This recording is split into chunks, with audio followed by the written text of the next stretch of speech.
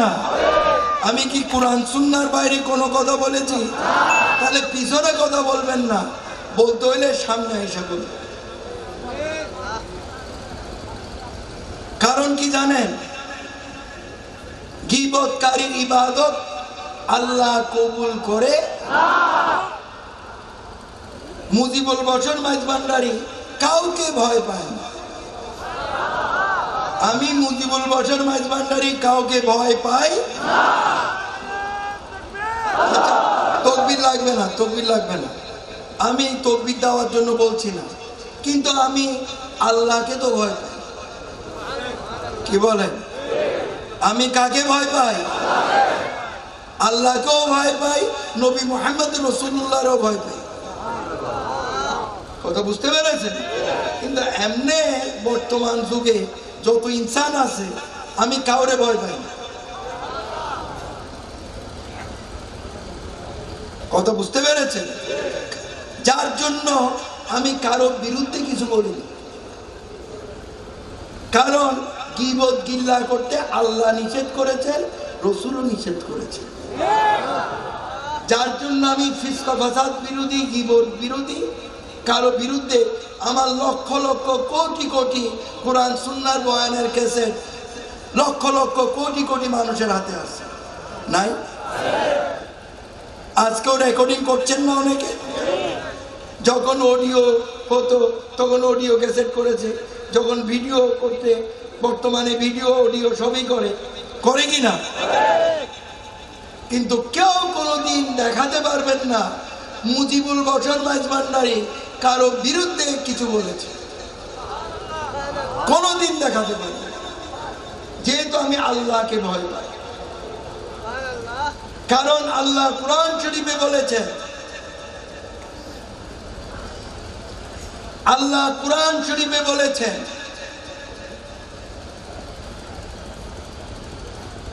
যে ব্যক্তি পরনিন্দা করে, যে ব্যক্তি পরনিন্দা করে সে তার মৃত ভাইয়ের গোশত ভক্ষণ করে। বলেন নাউজুবিল্লাহ। আল্লাহ বলেছেন যে ব্যক্তি পরনিন্দা করে ওই ব্যক্তি তার মরা ভাইয়ের গোশত খায়। তো মানুষের গোশত হালাল না হারাম? হ্যাঁ, হারাম না? তার উপরে মৃত ভাইয়ের গোশত ডবল হারাম না?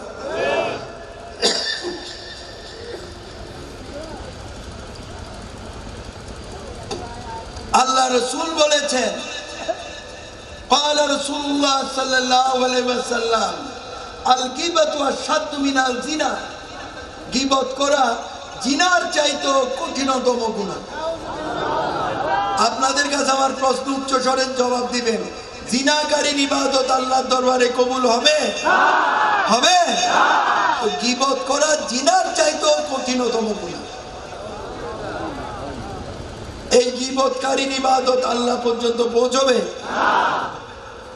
আমি মসজিদের নামও পড়েছি। আসার সময় এক মসজিদে ওই আজান পড়ে গেছে, তো আমার গাড়ি তো একটু আস্তে চলে, তো মাগরিবের আজানের পর 40 মিনিট টাইম থাকে নামাজ পড়া। কথা বুঝতে পেরেছে? তো অত মিনিট লাগে নাই। আমি আজানের কিছুক্ষণ পরে একটা মসজিদে ঢুকলাম। ওই এলাকার নামও বলবো না, ওই মসজিদের নামও আমি বলবো না, কারণ ওনারা যদি এখানে উপস্থিত না থাকে তাহলে আমার গীবত হয়ে যাবে। তাই এলাকার নামও বলবো না, মসজিদের নামও বলবো না।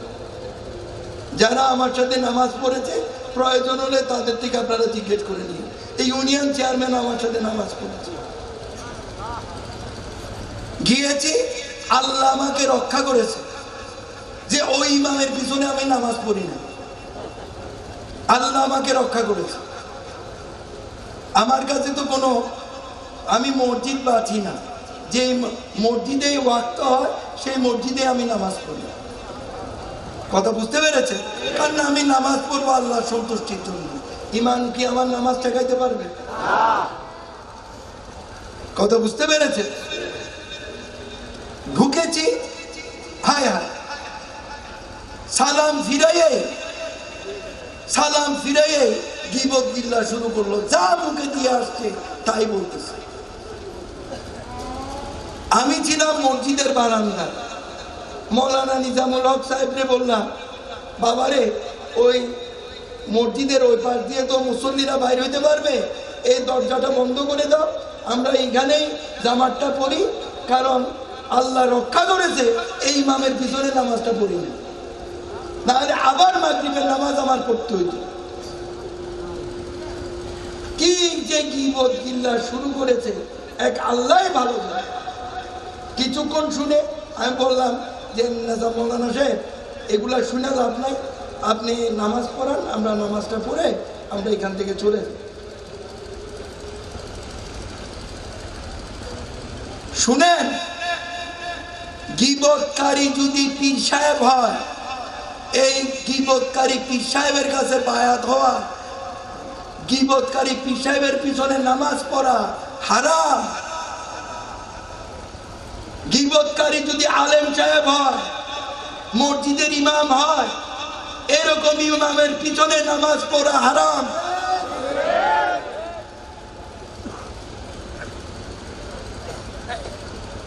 আল্লাহ রক্ষা করেছে।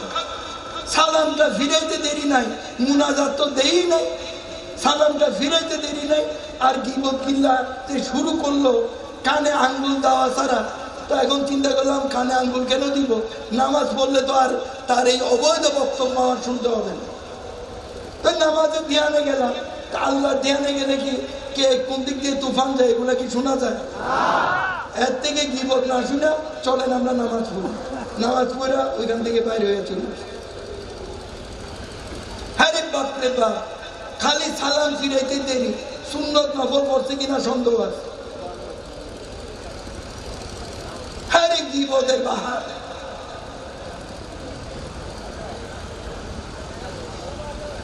কথা বুঝতে পেরেছেন? তো মুজিবুল বশর মাইজভান্ডারী কাউকে ভয় পায় না, এইটাও জানবেন। এই আঙ্গুলের ইশারায় লক্ষ লক্ষ লোক উঠে, লক্ষ লক্ষ কোটি লোক উঠে আর বসে। সারা বাংলাদেশে না, বাংলাদেশের বাইরেও আছে। কিন্তু আল্লাহকে ভয় পায়, যার জন্য কাউকে কিছু বলি। এটা মনে করেন না যে আমি দুর্বল, মোটেও না। ওই যে বলেছি, জান যেতে পারে কিন্তু ঈমান যেতে পারে।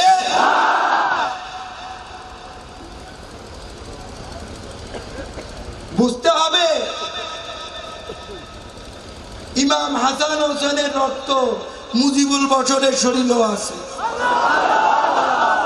সেদিনও এজিদ বাহিনীর কাছে মাথা নত করে নাই, বর্তমানেও করবে।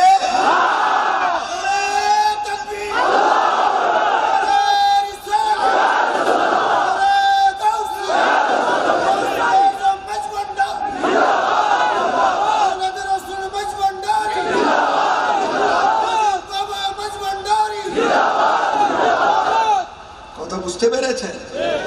শুনেন, বলেন, আরে বাপরে বাপ, মানে গীবতের বাহার কারে বলে? আরে মসজিদের মধ্যে গীবত করে, বেটার লজ্জাও লাগে না, ভয়ও লাগে না। আল্লাহর ঘরের মধ্যে গীবত কি লাগে? তাও করে কি মাইকের মধ্যে। এরাও বলে মুসলমান।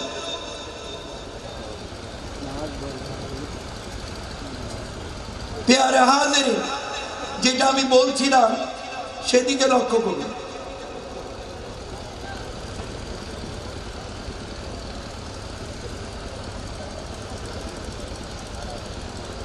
যার কারণে আমি যেটা বলছিলাম, কি প্রসঙ্গে জানি আলাপ করছিলাম, বয়ান তো এই প্রসঙ্গ শেষ হয়ে গেছে নাকি অন্য কোনো প্রসঙ্গে আলাপ করছিলাম? হ্যাঁ, তো গীবত প্রসঙ্গে তো আলাপ শেষ, ফতোয়া মেরে দিছি না, ফতোয়া শেষ না? এমন ফতোয়া দিছি, কি বলেন, পীর সাহেবে করলো বিপদ আছে, আলেমে করলো বিপদ আছে। আমি কি কোরআন সুন্নাহর বাইরে কোনো ফতোয়া দিয়েছি?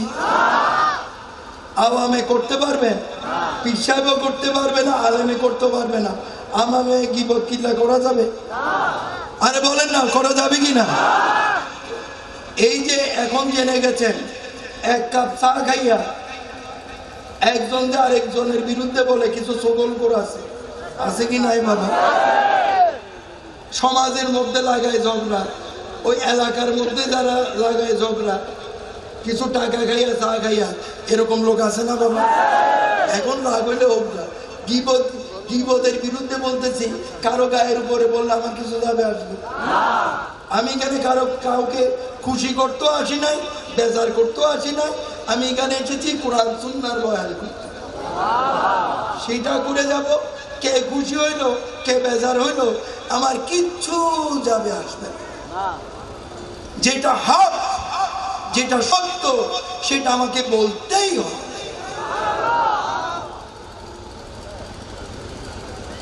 কথা বুঝতে পেরেছে তো? সুতরাং আল্লাহর ওয়াস্তে গীবত গিল্লা করবে না, গীবত গিল্লা করবে না, নিজেও করবেন না। অন্যের গীবত গিল্লা যদি করতে আসে, কি করবেন জানেন? কোরআন সুন্নাহর মাহফিলে যাবেন, কোরআন তাফসীরের মাহফিলেও যাবেন, আমার তরফ থেকে কোনো আপত্তি নাই। যেখানে কোরআন সুন্নাহর বয়ান হবে অবশ্যই আল্লাহর বান্দারা যাবে, কি বলেন?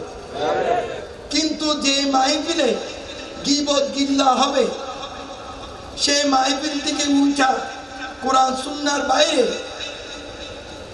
যে মাহফিলে গীবত গিল্লা হবে, সোজা ওই মাহফিল থেকে উঠা বাড়ির দিকে হাঁটা দিবেন। হাঁটতে হাঁটতে কি পড়বেন? আমার সাথে একটু পড়বেন সবাই, উচ্চ স্বরে সবাই পড়বেন। পড়েন, তওবা, আস্তাগফিরুল্লাহ, লা হাওলা ওয়ালা কুওয়াতা ইল্লা বিল্লাহিল আলিয়্যুল আযীম। এই তওবা পড়তে পড়তে বাড়িতে চলে যাবেন, দেখবেন এই যে গীবত গিল্লা থেকে আপনাদেরকে আল্লাহ রক্ষা করবে। যে মাহফিলে গীবত গিল্লা হবে, সেটা যার মাহফিলেও সোজা সেখান থেকে ওইটা, কারণ গিয়েছেন কোরআন সুন্নাহর বয়ান শুনতে, গীবত গিল্লা শুনতে গিয়েছেন। যেখানে নবী মুহাম্মদ রাসূলুল্লাহর বিরুদ্ধে বলা হবে, সেই মাহফিল থেকে উল্টা সোজা চলে যাবে। আর সেখানে কি পড়বেন? ওই একই জিনিসে পড়বেন।